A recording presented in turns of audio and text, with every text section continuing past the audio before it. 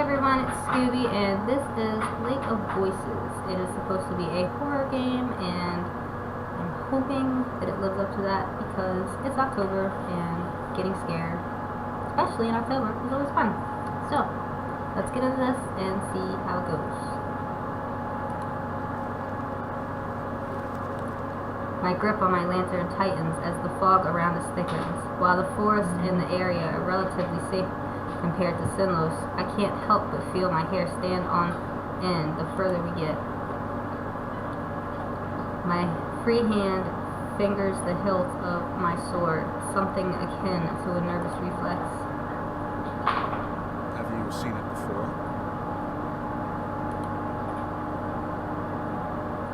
The male breaks the silence, either sensing my unease or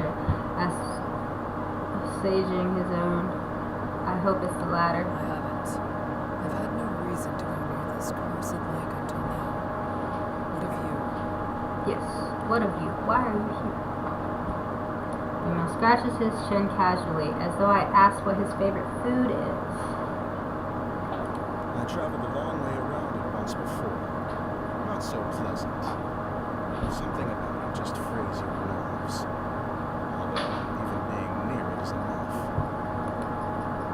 It's so serious.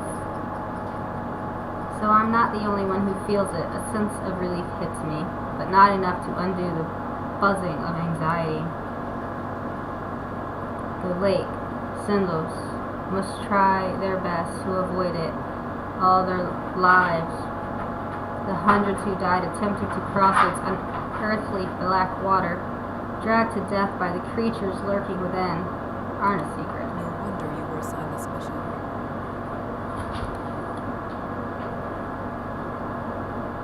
There are few who've had first-hand experiences with this place. Even if it's from a distance, he'll probably keep being picked whenever they need someone to cross, for however long he's with us. The male shrugs, bringing my attention back to the dark path before us. We're taking the bridge this time. It'll only take 2 days instead of double that. The sooner this place is behind us, the better. It would be preferable not to risk it. But time is of the essence. We don't really have a choice. Yes, let's take this spooky bridge over the death waters, because we're in a rush.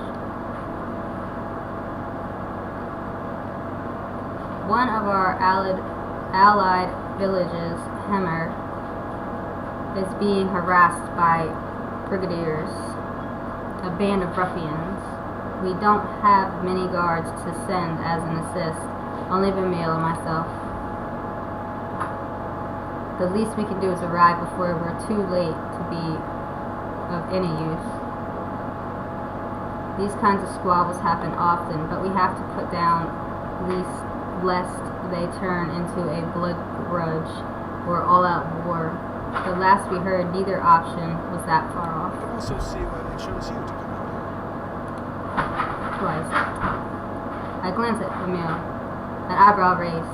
A slight smile plays across his lip. You're always so calm and so serious. Nothing can get to you. You're the best choice they had. Why, thank you. A smile now tugs on my own lips. I would like to thank him, but that wouldn't be so calm and serious as he just described. And if that's how he sees me, I'd like to keep it that way. My lack of reaction only makes his smile grow, and he chuckles a bit before refocusing on the path. I do the same. It wouldn't be right to let my guard down in a place like this. Ramil appears to feel differently, however. You know the town on the other side of the lake. It's not so simple to ours. If all goes well, perhaps we'll have enough time to enjoy the new area. Are we going house hunting? For the most part, I ignore him, nodding when applicable.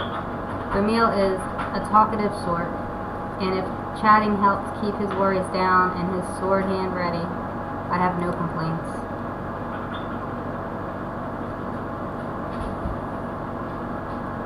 After a time, the thick fog surrounding us begins to clear. A slick wooden dock comes into view, and with it sounds of water gently lapping at its sides. Bamil shifts beside me, stretching his lantern arm as far as it will go. He seems tense. Someone's already here.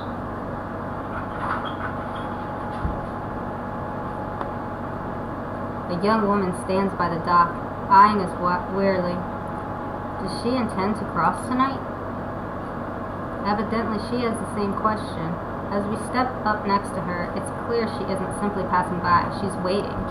The stranger nods curtly to us. Nice to meet you, Margaret. Give it a step first.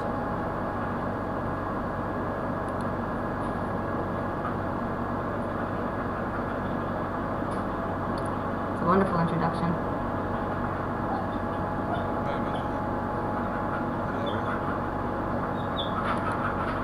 Well, now I know how to say your name.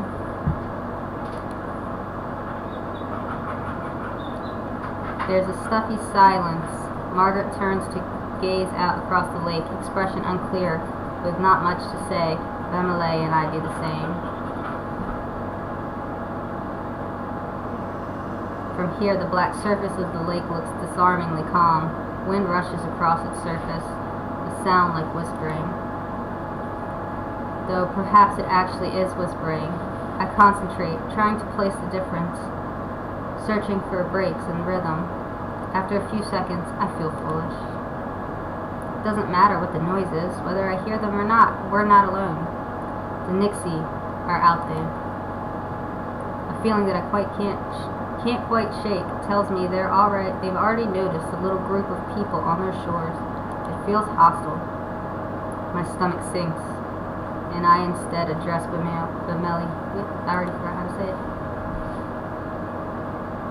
Where is the guide? Unless he's on the center island or on the complete other side, your guess is as good as mine. It's dark as pitch out there. It's dark as pitch. Didn't know a pitch was dark. Panic rises inside me. Panic I try to quell. We can't cross without him, and we need to get going soon. You can't cross with him either. Oh, why not? The woman behind us, Margaret, cuts in with something like a snort. I know the guide will be here tonight. I have already made arrangements with him to cross.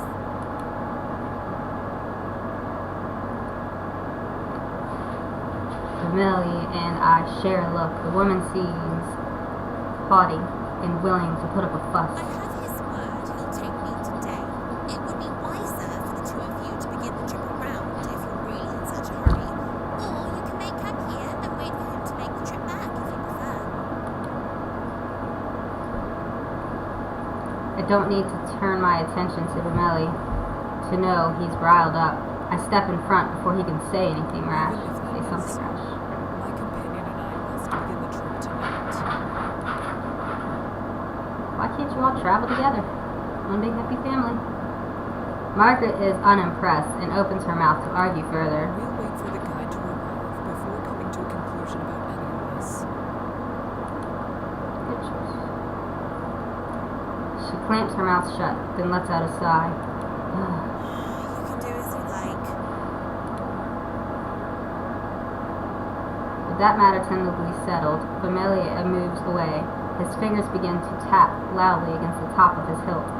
He shifts from one foot to the other, then groans. What's that bastard even up to? That's not nice words.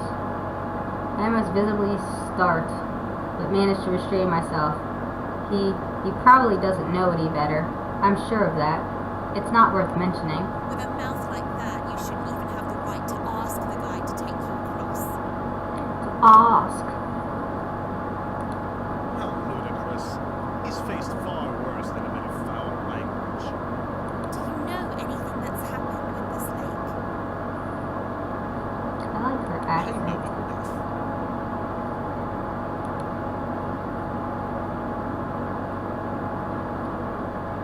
Margaret is clearly not convinced, but she shrugs and makes a show of turning her back to The him. guide's father is Garvin the Exemplar. Garvin never accepted the guide as his son, all the way up until he died in this lake.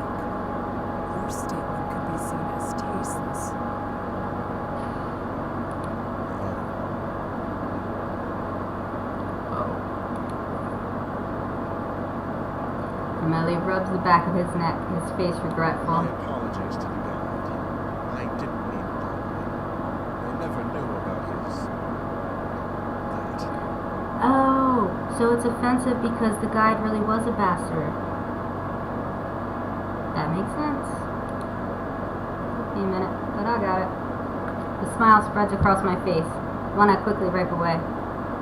He really did just misspeak. Silence slowly stretches between the three of us, growing more awkward with each passing second. Margaret seems irritated and Bemelli abashed. You're quite informed, Margaret. I'm sure you are forgiven, Bemelli. Say nothing. Let's forgive him. Well, tell him he's... You were brash, but not intentionally cruel. I'm sure all is well. Yep. No worries. Bemelli smiles and claps me on the back. You're a good woman, Kiko. Smart, too. You've never been here, yet you knew more of the guide than I did. I know about Garvin, truthfully. Tales of his deeds were some of the only stories my parents ever told. Is that so? You would tell me more about it sometime. Yes, let's share ghost stories. I pause, unsure how to respond to this type of I would request. like that very much. Think somebody's flirting. Yes, I wouldn't mind that. You must wait until after this trip, though. Of course. We should drop this topic sooner rather than later, I guess. I agree.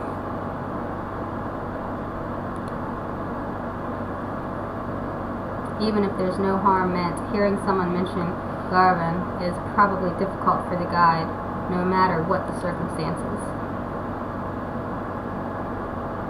With that topic dropped, we each remain locked inside our own thoughts, not another word passing between us. Eventually, a small light appears on the bridge ahead, gently swaying through the foggy air. It gets closer and closer, until it becomes apparent it's a figure carrying a lantern. That must be the guide, although I can't shake the ghostly aura it gives off. The figure steps onto the shore, but we wait for him to approach us instead of going to meet him. None of us are sure how close the waters you can get before it is no longer safe.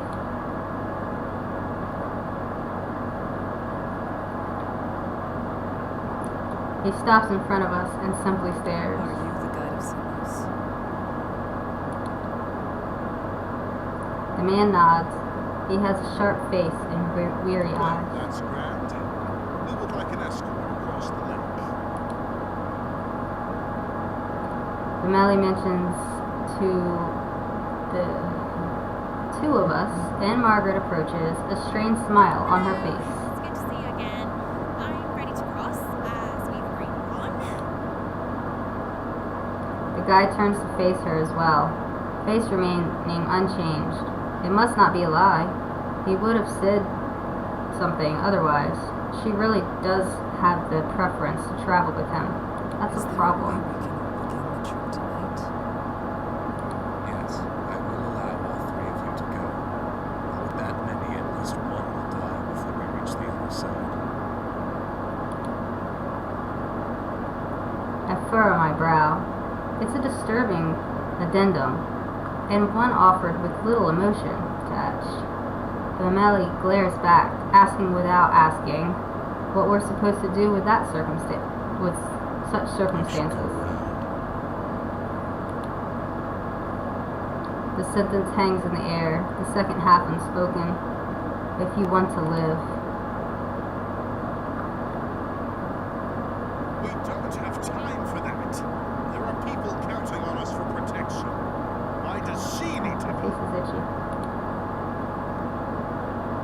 He jerks a finger at Margaret, whose face contorts with anger. I don't need to explain myself to you. My journey has already been put off once, and I was promised I could go today. I will be going under any circumstances. Even if I die a horrible death. She meets Bemelli's eyes with the gaze of steel. He starts to speak, and she cuts in. An extra day or two shouldn't be that much of a problem for you. Whoever you're meeting can surely wait such a tiny amount longer. Patience is a virtue after all. Yes, it is. Patience is a virtue. Everybody should be taught that, and should remember that. Even though it can be The difficult. night is only so long, and if we're still on the bridges when the sun comes up, we'll all die as they sink back below the surface. If you don't decide soon, no one will be going.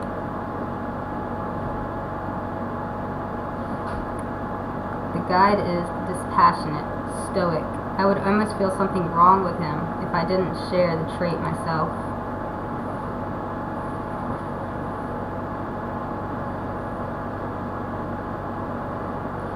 Melly pulls me to the side, jaws clenched tight. Let's kill her and get it over with. His voice is low. He darts a glance at Margaret. We can easily get our bag off if we make this into an actual fight. After all, we have to go tonight, yes? If one of us really is to die, it'll be her. Would staying be a worse fate than her death? I stare at the dock, refusing to meet Melly's eyes, and try to keep my voice as level as I possible. don't know your situation. This isn't a decision we can make for her. What? Why won't you let me kill her? Melly leans in closer, apparently having missed what I said. I remove the sympathy from her, for her, in my response, when I speak You again. said something like that, I assume. His face grim. Then what else do you have in mind? First of all, you and I cannot split up. Either we both stay, or we both go. Right. That's not a question. I cross my arms and a hand on my chin. I have full confidence in my abilities and in Bemelli's, but there's no reason not to believe the guide knows exactly what he's talking about. If we go, he might not be able to give the group the attention we each deserve. That would mean we truly would be putting Margaret's life at risk on top of our own. I believe we should go, or say nothing. And I believe you. Melly's reply is firm. My steadfastness seems almost weak in comparison to his certainty. He addresses the We guide. shouldn't waste more time. Let's shove off. The guide slowly turns around without even a nod to show his agreement. Margaret stares at Bemelli and me, something of a resolve in her gaze, and she follows after the guide. At least she didn't insist we stay We should behind. do what we can to protect her. It's our fault she's being put in even further danger. Exactly my thoughts. We will take care of everything. Maybe I'm being naive, but I have no intentions of letting anyone fall victim to this lake tonight. Those monsters can starve. Well, why? Even monsters deserve some food. I smile at him for a change, and Bemelli eagerly smiles back. We're lucky to have each other in this, I think.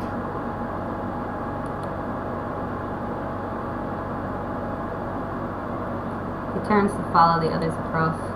I will protect everyone on this trip. I will. We will make it through this. Then I step onto the dock and join them. I unlocked an achievement. I begin. As soon as I step onto the wood, the temperature drops. The light of my lamp shines against the water's surface, as reflective as a mirror. Until we reach land again, death is only a small mistake away. We fall into line, the guide leading the way. Margaret stays close to him, and I behind her, watching to make sure she doesn't slip on the slick, wet wood. Bemelli brings up the rear. Each of us hold our lanterns in front of us, but it does little good. The fog is thick, and night impenetrable, consuming the light as if it hungry for it. Above the surface of the lake is deathly quiet. No longer is there the whispering wind, nor the sound of water lapping against the shore. It's just our own mismatched footsteps and the sound of my quickened breathing. My eyes drift back to the lake. Against my better judgment, it's no wonder there's not enough sound in the water. There's not even the sound of the water. With how still the surface is, it seems almost sturdy, with the sheen of a black marble floor.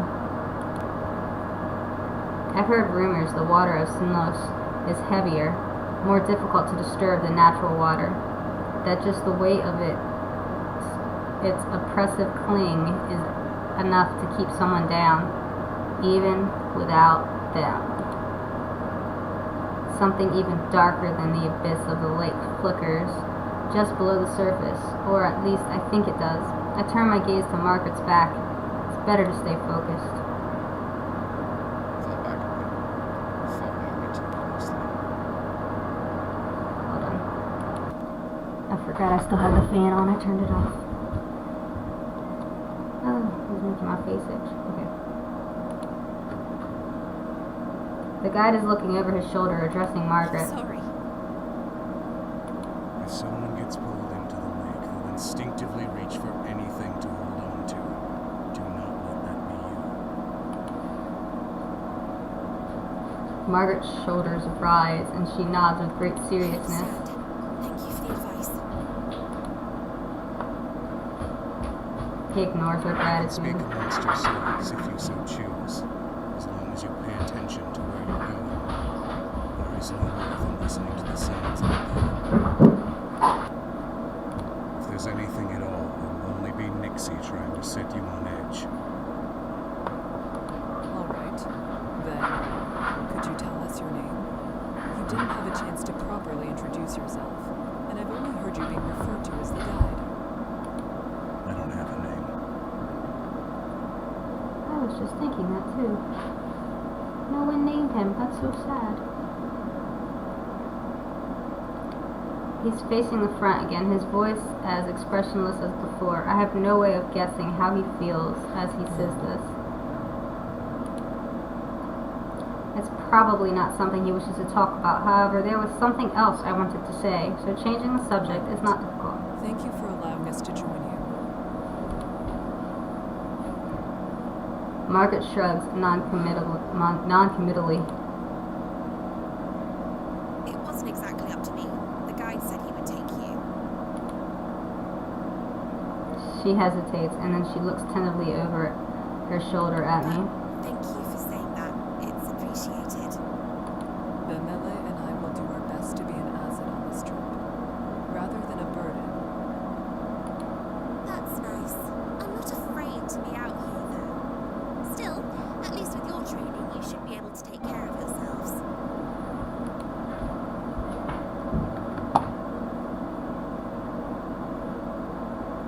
How does she know what kind of training they've had, or anything about them? They did not talk to each other. It's comforting to know that everyone here is so confident in their abilities, not enough to forget how terrible it feels to be over this lake. There are a lot of docks on this lake. They go in all different directions. I am not sure if that is fortunate or unfortunate. Believing yourself to be secure doesn't mean that you are. As the conversation lulls, a new sound breaks through. It's the whispering noise again.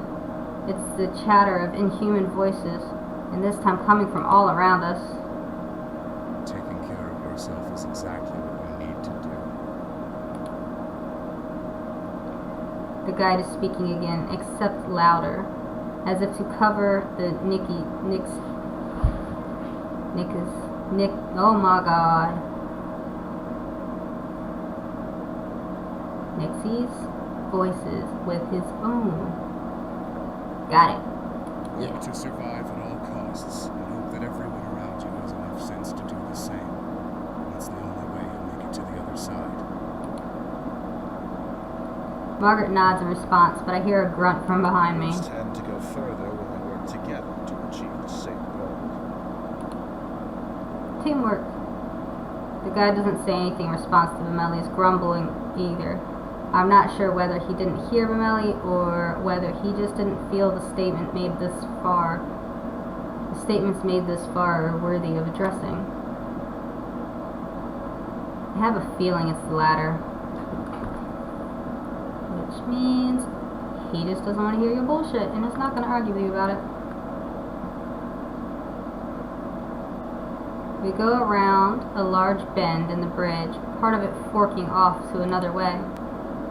I wonder how the guide knows which of these essentially identical paths is correct when something in the corner of my eye catches my I saw attention. something over there.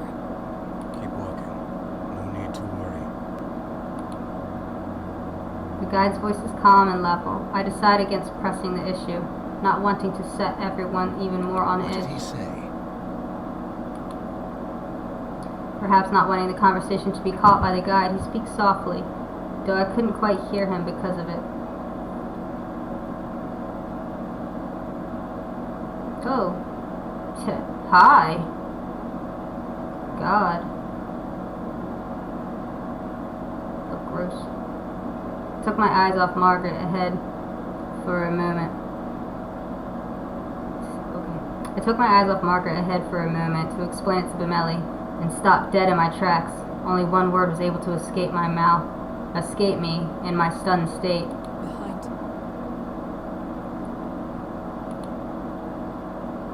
Behind Bemelli stands another figure, looming in the darkness. Seeing my face, Bemelli grabs the hilt of his sword. He whips around, then staggers swiftly backwards. Several meters away, a crooked, twisted, black figure hobbles its way towards us. Some kind of liquid dripping off its head, curling around the edges of its face. It almost looks like it's crying.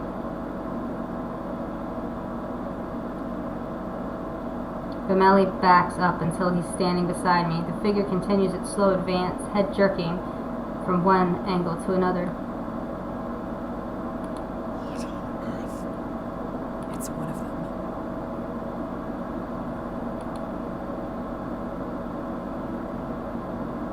Yes, Nixie that stumbled across the bridges looking for opportunities. The guide is standing next to us. I didn't even notice him The ones approach. that can make it out of the water are generally referred to as prowlers.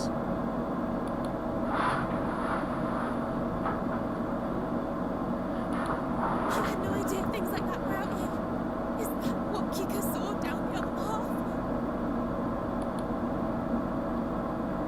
The guide says nothing, instead returning to the front of the party. Margaret watches him pass. Her frustration morphs into a nervous optimism when something seems to come into her mind. Nixie aren't slowed down much by swords, but at least light keeps them away, right? Margaret's hand grips her face tight, and desperation bleeds into her voice.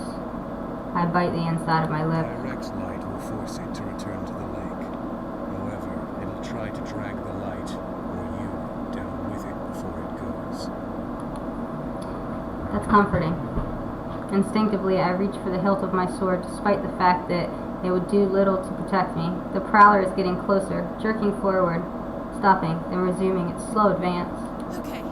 Does anyone have a light we can leave here? That way it won't follow us. You all have lights. Leave your light. Only matches. Bemelli spits.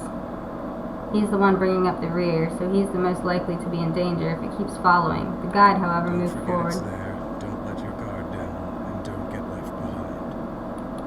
What? How am I supposed to keep walking with this thing at my heels? You said it wants to attack. Don't give it the chance. Bemelli sputters in anger, and the guide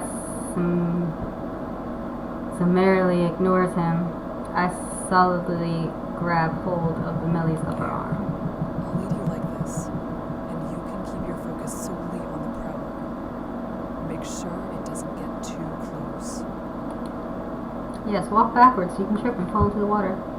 Bemelli eyes the guide with unresolved hostility, but allows himself to softly sigh in relief. He gazes at me with fondness. At least there's someone I can count on. Despite the fact I'm going against his advice, the guy says nothing more.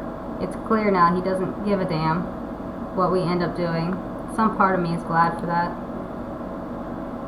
I want to help everyone make it through, and it would be worse to have to persuade the guide every time help was necessary.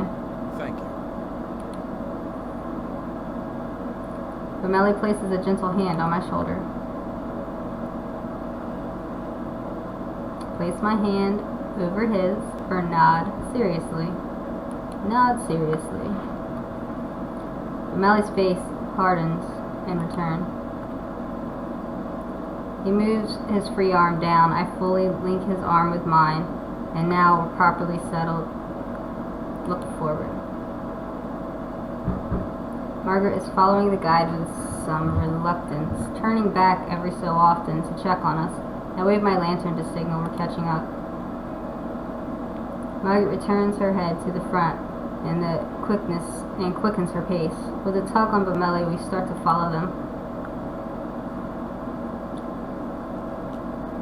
The four of us continue cautiously over the bridges.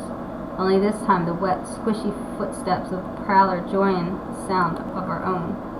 In spite of myself, I grip Bameli tighter. The prowler walks without a set pattern, sometimes fast, sometimes slow. It takes long steps, then short ones. At times it stops walking entirely. Does it hurt to be out of the water like this? Or is it just trying to be difficult to read? Suddenly the whispering in the lake grows louder.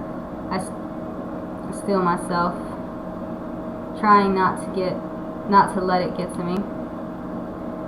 The most important thing in this situation like this is to remain calm. I can't lose my head.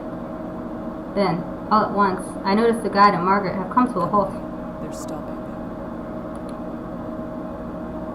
Melly slows down as I do, and as we near Margaret's back, she says with something akin to distress.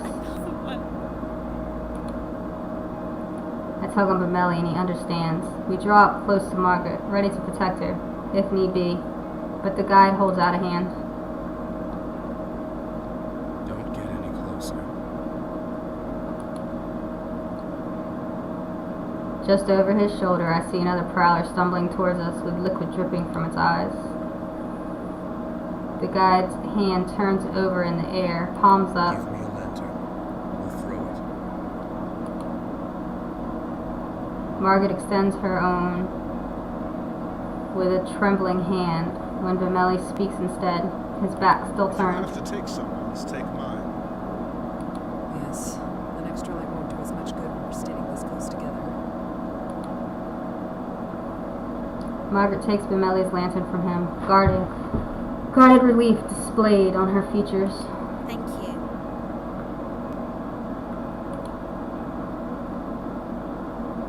She hands the lantern to the guide, whose hand grips it tightly, knuckles growing pale. Stay here. I can't throw it too far. The light will blow out before it reaches the mix.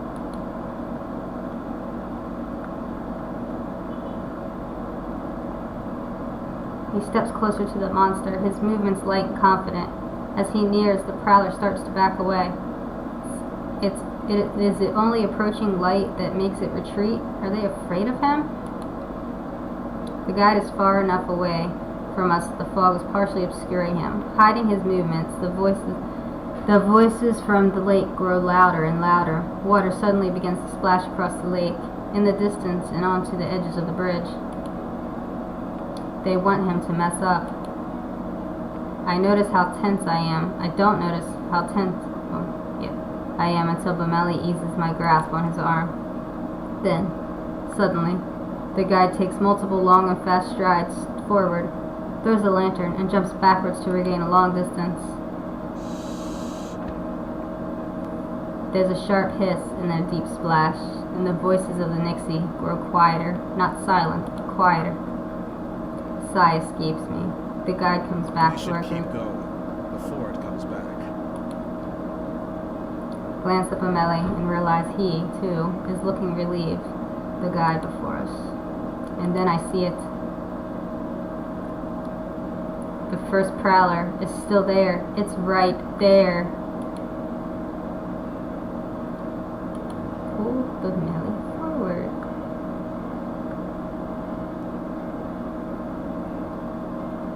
I shift around, pulling Bameli behind me. The prowler lunges after him, barely missing.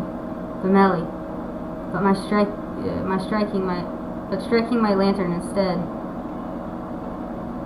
Oh, barely missing Bemelli, but striking my lantern instead. The fire goes out, and the two of us plunged into unearthly darkness.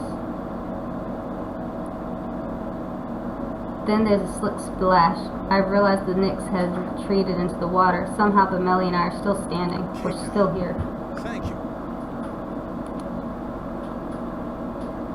I can't respond. Something cold, wet, and slimy has grabbed my ankle.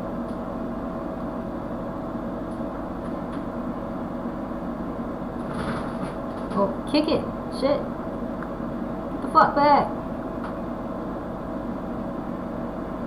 I kick my leg out as fast as I can, and the Nyx hold slips. I can't pull with the momentum I've gained against it. Margaret rushes to my side, her lantern hanging out towards the Nyx.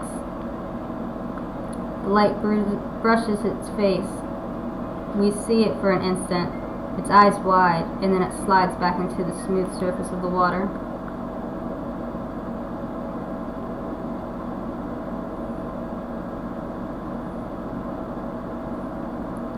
Bemelli grabs Margaret and I both, helping us towards the center of the bridge and cussing under his breath. I only looked away for 1 second. It's fine, Bemelli.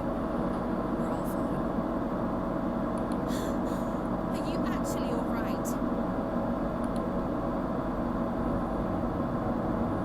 Margaret cocks her head down, examining my ankle, but there's nothing but a wet smudge around my trousers.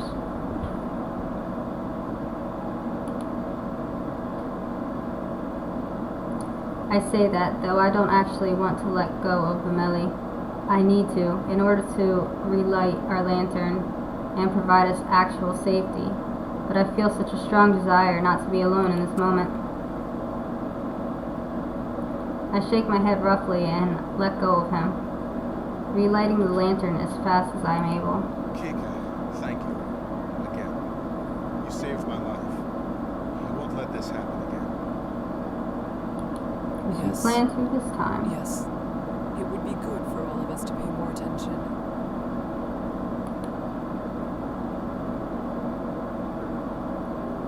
Margaret nods solemnly. This would be fun to play as an actual game, because those creatures would actually be pretty creepy if you saw them doing what they described them doing. Suddenly it seems like we're all on the same side. It isn't only Bemelli and I. She is with us in more than simple presence. The guide's voice, as cold as that monster's grip, ends my train of Lost thought. the lantern I threw. And Nyx grabbed it after the light went out. Margaret makes a noise. I glance over, wondering whether she's upset, but there's a small smile on her face instead. Better than them taking anything else. A nervous laugh bubbles up out of me, and just as quickly stops. Bemelli chuckles in response, and our collective tension eases up, the adrenaline draining from our bodies. We need to keep walking.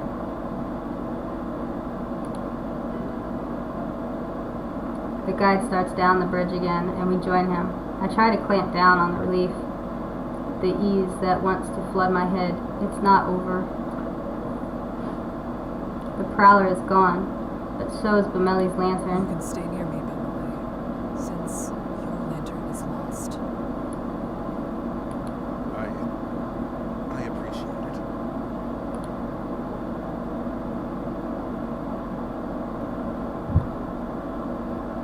Mark goes on ahead of us. Bemelli stays by my side as I keep at the end of the line.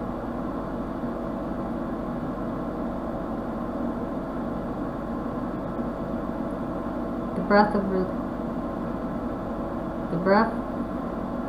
release from Margaret and Bemelli was quickly swallowed by the somber atmosphere of Samos, as well, replaced by the gravity of the near-death experience. Never mind celebrating his survival. Something like that shouldn't have happened in the first place. The memory of the prowlers reaching out towards us appears each time I close my Why eyes. does it look like something's dripping down their faces? Prowlers are on Margaret's mind too.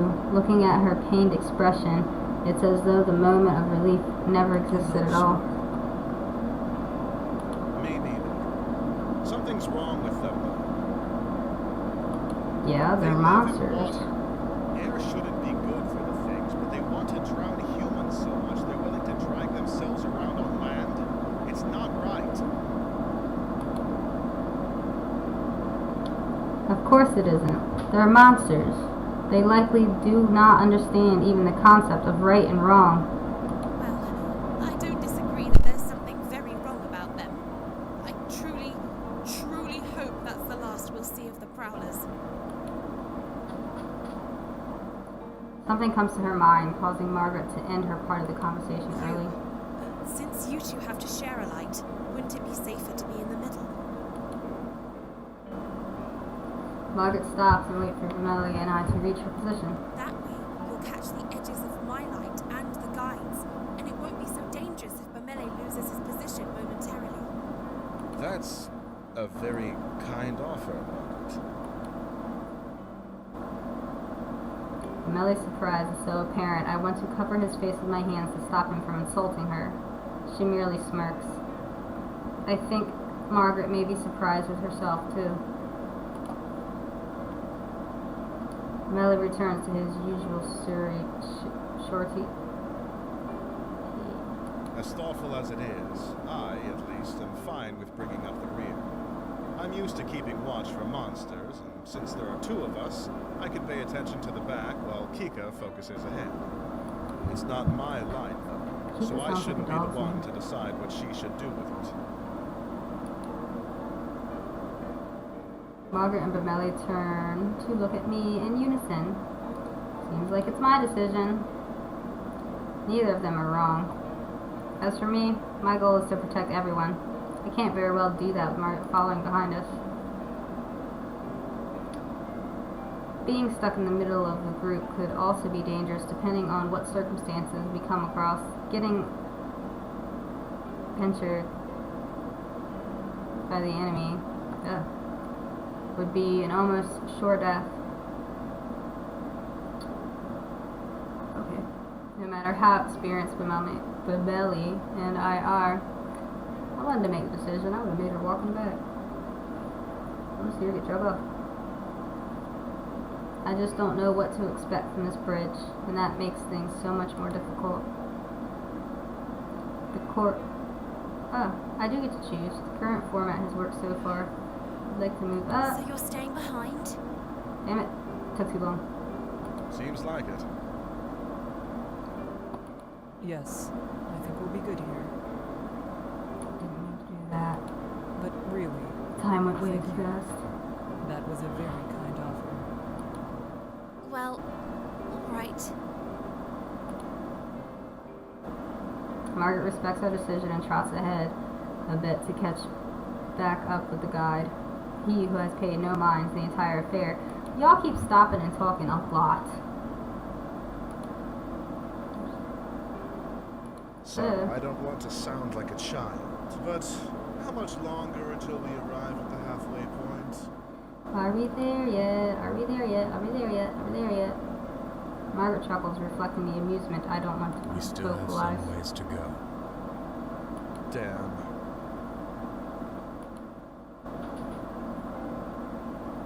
I suppress my laughter yet again at his pouting response. The gloom we've been under dissipates slightly, like light flickering The through first fog. trial tends to be the most difficult. I believe we will only react better from this point on. I like the way you think.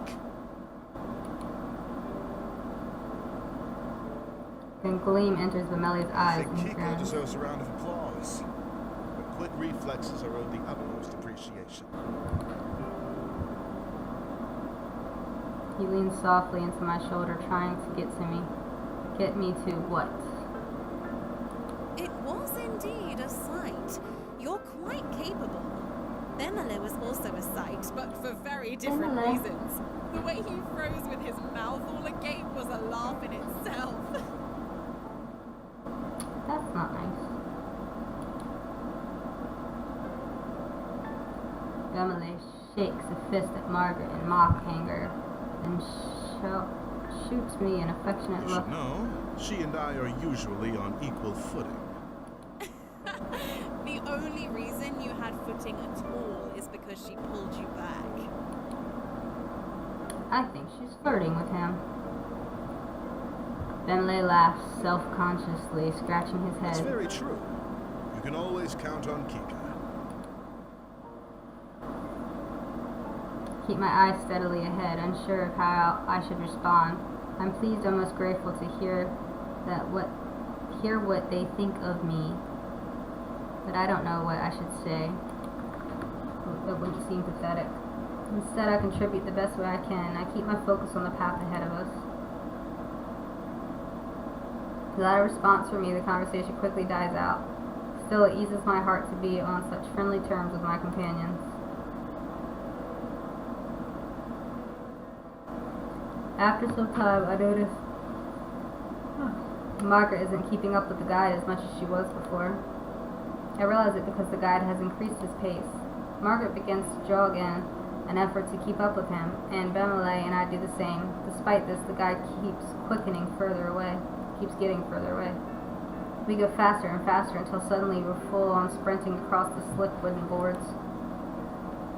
Figures in the dark fog fly past us at a blur, and it occurs to me that the branching paths in the bridge appear to be sinking. I try to swallow my rising panic. The guide shouts something, but it's drowned out by the frantic pounding of our footsteps. I'm trying to piece together what he said. Don't, stop, turn. When he takes a masterfully sharp right down the different path using his own momentum in the sleek wood to slide into the new direction with no loss of speed. Margaret must not have worked out with the warning either, as she is completely caught off guard by the guide's changing course. She runs straight ahead past the turn and continues down the path we've been following up until now. She clumsily begins to halt her momentum down the wrong bridge. Then I come upon a fork. I make a hard turn, following the guide and leaving Margaret at the rear.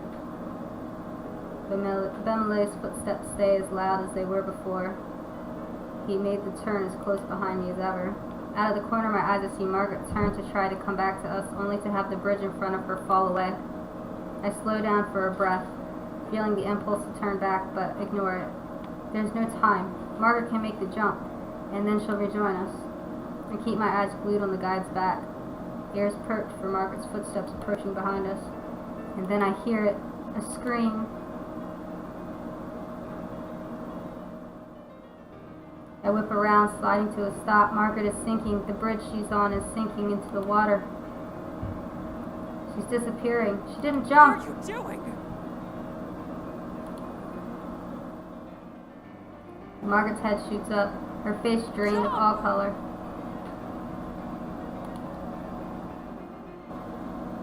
She stumbles near the edge of the bridge, staring at the placid water of the lake. Even from a distance, I can see her shaking. I can't say if it's from the bridge's descent or fear, her own fear. She barely seems to remain standing. I swallow painfully. Margaret bends and tries to jump. She curves into a small arc, achieving more height than she should, and lands directly in the lake with a muttered splash.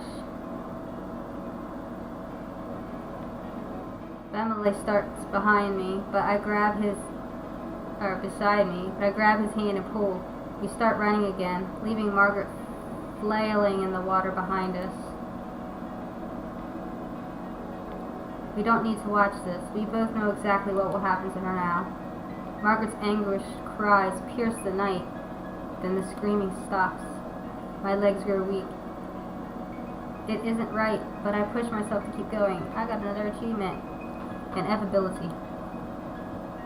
Bemele curses between the heavy breaths, calling those things every foul name in his large book. I try to focus on the pounding of my feet, but my brain won't cooperate. Instead, I imagine Margaret's terror as she's clawed into pieces by the Nixie. After everything, I didn't help her. We left her in the dark. As the night wears on, our strength rapidly fades.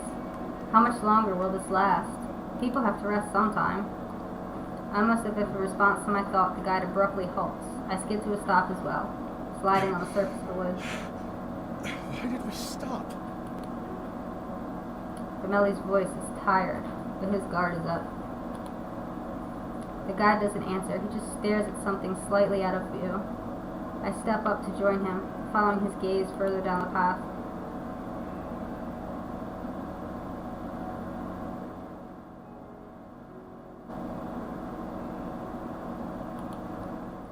There, curled in a little ball, illuminated by the lantern's light, cowers a person. His hands grip on his head, and he rocks from side to side, mumbling It's a incoherently. man. I'm sorry. I'm sorry. I'm sorry. I couldn't. I just couldn't. Please. I'm sorry. I like how this is drawn.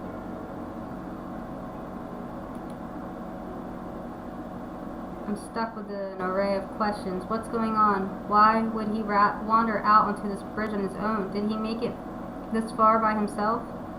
Were there others with him? If that's somehow the case, I can't blame him for a state of shock he's in. The man stops mumbling. He glances above him, seemingly only just now having the strength to lift his head. His expression, the deepest sadness, along with the clear marking of terror, are scrawled across his face. I stare at him in shock, not sure what to do. Leave him. I snap my eyes away from the man and instead to the guide's cold and placid face. We can't just leave him here. Without light, it's certain he'll die. He won't make it regardless. The guide turns to look at us, his eyes seeming to glow from the closeness of his lantern. For the first time, I feel uncomfortable in his presence. Whoever shelters him will only risk dragging themselves down with him. Leave him. I glance at my partner, Vermelli, who's outraged. I'm trying to think of some kind of compromise when the guide speaks again, his voice If cutting. the man comes, then whoever is shielding him will have to remain at a distance from the rest of the group. Far enough that you can't see me, just my light. That is how you will travel across the bridges. I didn't agree to lead this man, and I won't. If you ask me to, I will leave you all behind. So serious.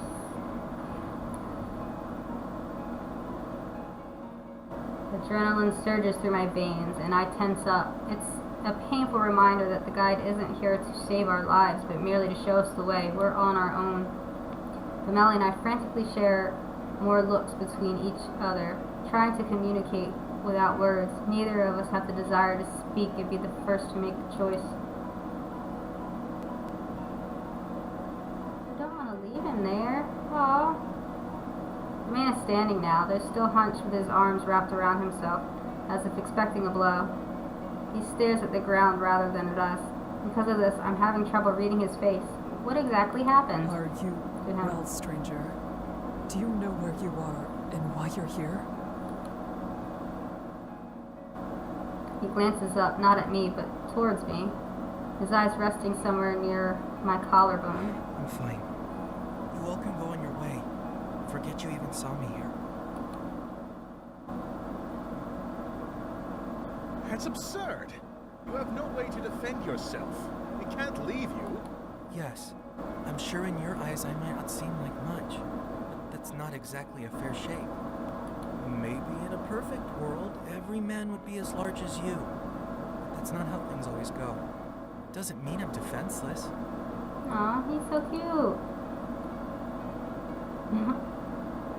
The man's response is mendering. The words themselves seem to be in good jest, but he's still barely looking at us, fidgeting with his hands. Vermelli frowns upon unimpressed. It was a unimpressed. joke. He smiles hesitantly, making eye contact with each of us for the first time. What part of it was supposed to be the joke? Do you even realize what is happening in this moment? Never mind. Forget that too.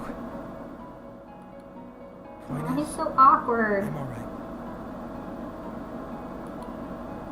You have found yourself out alone and unlit on Sinlos. Exactly. Something must be wrong with you. Oh no, sounds like you've been talking with my father. He lets out a weak little laugh coupled with an eyebrow raise, voice trembling. No one really knows what to make of this. The man gives a small wave and begins down the path we came. Melly huffs, tossing his hands into the That's air. not even the right way. It is for me. Oh? You must have come quite a ways if it was the other shore you started on. The man's smile Good. grows. That's not so bad. There is no response to this remark, unsure of what could be I said. still think he should come with us. A person needs a light, and the guide himself said he won't be able to manage on his own. Sticking with us is his best option. I look over the man's body, noticing the scrawniness of his limbs, scrawny but not necessarily lacking in muscle. The bravado he was showing as he tried to leave us had faded yet again, and now he's standing quietly, looking at us as if watching a play. Interest, but no true connection to the event. It's easy for you to say such things, but whose light are you offering? It's not mine, and you are putting her in even more danger with your own presence already. Melly's hands turn to fists. He looks away but doesn't say anything. For a moment, no one does. I feel a cold sweat on my brow as what I feared comes to pass. He's stopping us from protecting another. Why must he get involved now? Why can he not leave us to make our own decisions? You. Don't worry about me. I'll be on my way now. The man's voice is full of something I cannot place, and he starts to shuffle back down the way he came. Arms still clenched around himself. I know the guide wants to act as though there's no options. However, I could stay back with him. I put Melly and myself at significantly more risk, but at least the man will stand a chance. Put a hand out to stop him. Stop him. You can't leave him there. I straighten my arm out like a rod, blocking his progress past me. He stops, perplexed. I am not afraid to stay behind, as long as Bemele can remain upfront with you in your light.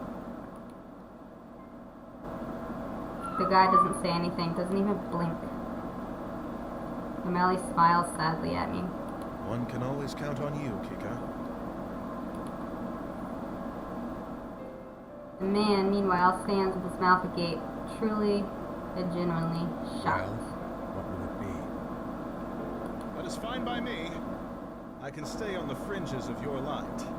That way you won't have to worry about a repeat of what happened earlier. The guide doesn't acknowledge him. He stares at the stranger. The man shakes under the attention. No, really. I could just go on my own. It's fine.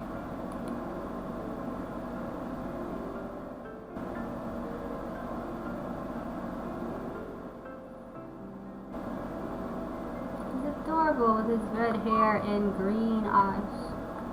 I step closer to him, lending the support he seems to desperately need. You do not need to go this alone.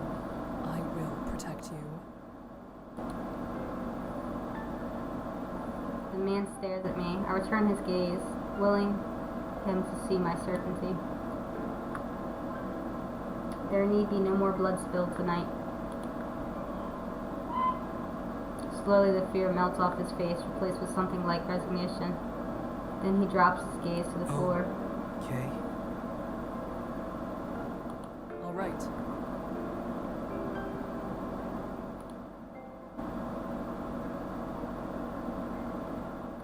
grasp his shoulder, return to the rest of the group. Okay, I'm gonna leave this here.